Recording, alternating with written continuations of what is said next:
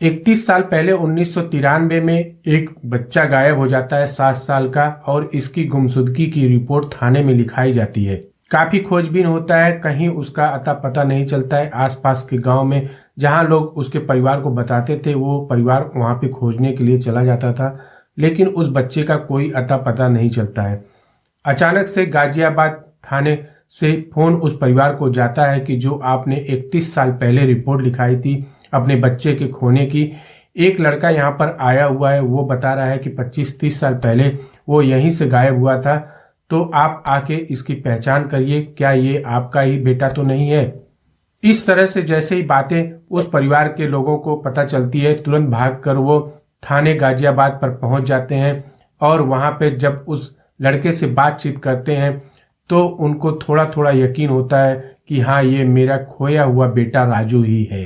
अब पुलिस की मदद से उस बच्चे को उस परिवार को सुपुर्द कर दिया जाता है। उसके बाद वो परिवार राजी खुशी उस बच्चे को अपने घर पर लेके आते हैं, और कुछ समय बाद उसकी हरकतें ऐसी लगने लगती हैं कि उस परिवार को संदेह होने लगता है, और वो थाने में जाके दोबारा से रिपोर्ट लिखाते हैं कि इस बच्चे की फिर से जांच की जाए, इसका बायोडाटा फिर से निकाला जाए, खंगाला जाए। इस तरह से रिपोर्ट गाजियाबाद पुलिस को लिखाया जाता है उस परिवार की तरफ से। राम राम, आदाब, सत श्री अकाल। मेरा नाम अमर है और आप देख रहे हैं क्राइम स्टोरी। 8 सितंबर 1993 में एक 7 साल का बच्चा एक परिवार का गायब हो जाता है साहिबाबाद से। अब वो बच्चा जब गायब हो जाता है, उसकी कहीं खोजबीन चारों तरफ होती है, लेकिन उसका कहीं पता नहीं चलता है। इसके बाद गाजियाबाद थाने में उसकी गुमशुदगी की रिपोर्ट लिखाई जाती है, और उसके बाद धीरे धीरे खोजते खोजते लोग इतना ज़्यादा खोजने के बाद भी वो बच्चा नहीं मिलता, तो धीरे धीरे लोग भूल जाते हैं। लेकिन अचानक थाने से गाजियाबाद से एक फ़ोन जाता है कि एक लड़का आया हुआ है जो बता रहा है कि यहीं से वो गुमशुदा हुआ था, यहीं से गायब हो गया था, इसको अपहरण कर लिया गया था। इस तरह से बातें बता रहा है। उस परिवार को जब फ़ोन जाता है, उसके बाद वो परिवार वहाँ थाने पर पहुँच जाता है। जब वो परिवार उस बच्चे से बात करता है, उस आदमी से बात करता है, तब वो कहता है मुझे ज़्यादा कुछ याद नहीं है, लेकिन मैं अपनी बहन के साथ स्कूल से घर वापस आ रहा था, तभी कुछ लोगों ने मुझे किडनैप कर लिया, मेरा अपहरण कर लिया। उसके बाद वो लोग मुझे उठाकर राजस्थान लेके गए। वहाँ पे मुझसे भेड़ बकरियां चरवाते थे, दिन भर मुझसे खेत में काम करवाते थे, और शाम को सिर्फ एक सूखी रोटी मुझे मिलता था खाने के लिए। इस तरह से भावनात्मक बातें वह परिवार वालों को बताता था, जिससे बातों को सुनकर परिवार भी भावुक हो गया था। अब परिवार को लगने लगा कि हाँ, ये मेरा बेटा ही है। उसके बाद उसको वहां से लेकर अपने घर, पुलिस कार्रवाई होने के बाद, सब कुछ कागज पत्र बनने के बाद उसको अपने घर पर साथ में लेके जाते हैं। उसके बाद कुछ दिन वो घर पर रहता है। जब घर वाले उसकी जिम्मेदारियां वगैरह बढ़ाने लगते हैं कि घर का बेटा है, इसको कुछ जिम्मेदारियां दी जाए, इस तरह से जब उसका काम बढ़ने लगता है तो वो बेचैन हो जाता है, और उसके बाद उसकी हरकतें बदलने लगती हैं। ये सारी बातें जब घर वाले नोट करते हैं कि ये जब आया था तो कुछ अलग स्थिति में था, अब कुछ अलग हरकतें कर रहा है, तो ये गाजियाबाद थाने पर पहुंचते हैं और इसके खिलाफ फिर से जांच करने की मांग करते हैं। जब यह खबर देहरादून के कपिल परिवार को पता चलता है, तो वो भी एक रिपोर्ट लिखाते हैं कि ये लड़का, उसका जब फोटो सोशल मीडिया वगैरह के जरिए, न्यूज के जरिए देखते हैं, तो कहते हैं कि ये लड़का तो मेरे घर पे भी आकर मेरा बेटा बनकर रहा है। अब जब इस तरह से बातें पुलिस वालों को पता चलती है कि देहरादून में भी ये किसी का बेटा बनकर, भाई बनकर रह चुका है, और यहाँ पे गाजियाबाद में भी ये आके इस तरह से भाई और बेटा बन के रह रहा है, और इस परिवार ने फिर से रिपोर्ट लिखाई है कि ये इसका जो व्यवहार है कुछ बदला बदला लग रहा है, तो इसकी जांच की जाए। अब पुलिस जो है इसकी जांच पड़ताल करना स्टार्ट कर देती है राजू की। राजू से जब दोबारा पूछताछ होती है, तब वो बताता है कि मैं 4 बहनों में एक अकेला भाई था, और मैं स्कूल की तरफ जाता था तो वहाँ बीच में एक मंदिर भी था। राजू से जब पुलिस वाले दोबारा पूछते हैं, तब राजू बताता है कि मैं अपने परिवार का इकलौता बेटा था, और 4 बहनों में मैं अकेला था। मैं अपनी बहन के साथ स्कूल गया था, और स्कूल जाते वक्त एक बीच में मंदिर भी पड़ता है हनुमान जी का, और उसके बाद जब मैं स्कूल से लौट रहा था, तभी कुछ लोग मुझे अपहरण कर लेते हैं, मुझे अगवा कर लेते हैं, और उसके बाद राजस्थान लेके चले जाते हैं। इस तरह से जो स्टोरी पहले बताई थी उसके बाद वही सारी स्टोरी उसने बताई। फिर उसने बताया कि जब मैं वहाँ पे था तो जिसने मेरा अपहरण किया था उसकी छोटी बेटी जो थी वो मुझे बार बार प्रोत्साहित करती थी हनुमान जी की भक्ति करने के लिए, हनुमान जी की आराधना करने के लिए। मैं हनुमान जी की आराधना वगैरह भक्ति में लीन हो जाता था और उसी से मुझे प्रेरणा मिलता था, उन्हीं से मुझे बली मिलती थी, मुझे शक्ति मिलती थी हनुमान जी से। उसके बाद किसी तरीके से मैं झांसा देकर उस परिवार को, रात को एक ट्रक पर मैं बैठ गया, राजस्थान से दिल्ली आ रही थी वो ट्रक, उस पर मैं सवार होकर वहाँ आ गया और धीरे धीरे मुझे याद आने लगा। उसके बाद मैं गाजियाबाद आया और यहाँ थाने पर पुलिस वालों ने मेरी मदद की, मुझे पहचाना और उसके बाद उन्होंने वहाँ पे खोए हुए परिवार को बुलाया और इस तरह से मेरा परिवार मुझे मिल गया। ये राजू के द्वारा बताई गई सारी कहानी थी। इस तरह से पुलिस वालों को गोल गोल गुमराह कर रहा था राजू। उसके बाद जब पुलिस वालों ने सख्ती से उससे पूछताछ किया, उसको ढंग से पूछताछ किया, तब वो टूट गया और अपनी असलियत को वो पुलिस वालों के सामने बयां करने लगा। राजू का असली नाम इंद्रराज है, वो राजस्थान का रहने वाला है, उसके पिता चुन्नी लाल है। अब जब ये सारी इंफॉर्मेशन राजू के द्वारा उस पुलिस वालों को बताई गई, तब पुलिस वालों की एक टीम उसके गांव पर पहुंचती है राजस्थान। वहां उसके परिवार से संपर्क किया जाता है। तब उसके परिवार ने बताया कि हाँ, ये लड़का हमारे ही घर का है, हमारा बेटा था।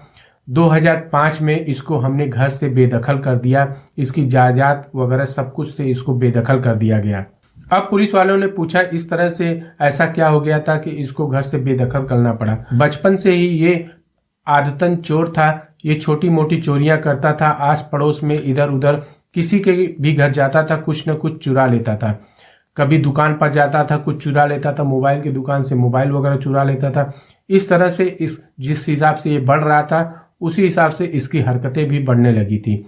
आए दिन हम लोगों के घर पर कंप्लेन लोगों का आता था कि तुम्हारे बेटे ने ऐसे चोरी कर लिया। इस तरह से बार बार कंप्लेन आता था और इसको समझाया जाता था इंद्रराज को, लेकिन वो अपनी आदतों से मानता नहीं था, वो बार बार ऐसी हरकतें करता था। इसी से तंग आकर हम लोगों ने इसको अपने घर से बेदखल कर दिया। अब उसके बाद इसने जो है रिश्तेदारों के यहाँ, कुछ जानने पहचानने वालों के यहाँ जा जाकर उनसे विनती करता था कि मेरा परिवार जो है मुझे अपने घर से निकाल दिया है, मैं बेदखल हो गया हूँ। इस तरह से वो बातें करता था, भावुक बातें करता था। उसके बाद जिससे बातें करता था वो उसको अपने घर पर रख लेते थे और वहीं वो रहने लगता था। कुछ समय बाद जब इसको कुछ काम उम बताया जाता था, तब जब काम का दबाव इसके ऊपर आता था तो वो वहां से किसी न किसी बहाने से भाग जाता था। ये अलग अलग राज्यों में, पंजाब, हरियाणा, राजस्थान, गुजरात, ऐसे ऐसे अलग अलग राज्यों में ये लगभग 6 परिवार को अपना निशाना बना चुका था। 6 परिवार में ये घुल मिलकर वहां पे रह चुका था और जैसे ही इसको कोई जिम्मेदारी मिलती थी, इसको कोई काम दिया जाता था, तो ये इतना आलसी था कि काम न करना पड़े, इसलिए वो किसी न किसी बहाने से उस परिवार को छोड़कर भाग जाता था।